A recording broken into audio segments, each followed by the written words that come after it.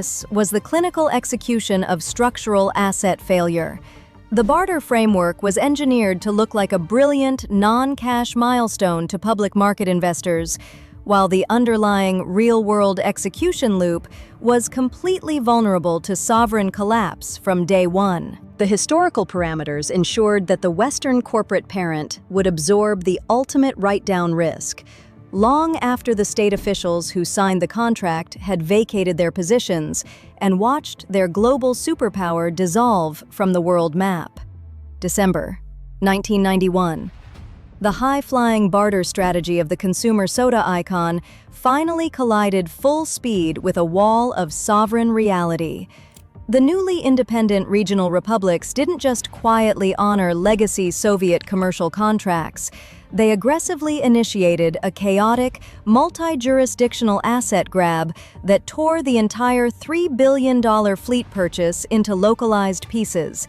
They officially blocked the export permissions of the vessels, a sweeping border-side dispute explicitly designed to claim national ownership over the raw steel scrap reserves sitting inside their newly independent shipyards. Enter the red-handed evidence. While the corporate public relations teams were still running nostalgic global ad campaigns about international harmony, internal legal compliance monitors were quietly digging through localized port communications. They mapped explicit records of independent shipyard managers in newly sovereign Ukraine refusing to release the destroyer and submarines, flowing straight through encrypted communication lines inside the regional naval commands.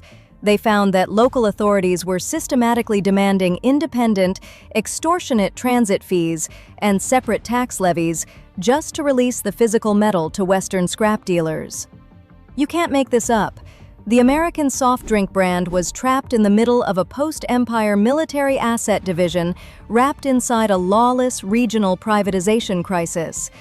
Under intense post-Cold War transformation, the consumer corporation was forced to sell off the stranded naval assets piece by piece to independent scrap merchants for fractions of their projected value, while their historic exclusive territory disintegrated into 15 highly competitive, cash-dominated capital markets. But the financial architecture left one last corporate lesson open. The Soviet warship disaster didn't just wipe millions of dollars of projected value from the international trade balance sheets. It proved a fundamental, unyielding law of the modern global shadow economy.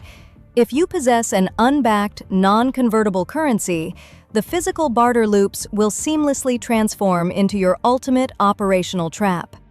The consumer alchemists didn't fail because their sugar recipe lacked international appeal. They failed because they targeted a state-backed barter mechanism that was structurally deemed too unstable to survive. The international shipping registries track an unprecedented structural collapse.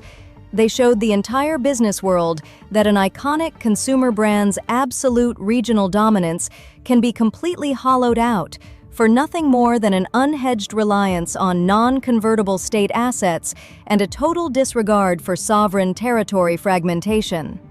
The core question isn't how a single executive committee managed to buy a navy. The question is, what unconvertible asset class is sitting inside your own corporate treasury reserves right now? Because the devastatingly volatile barter mindset that engineered this setup never truly died.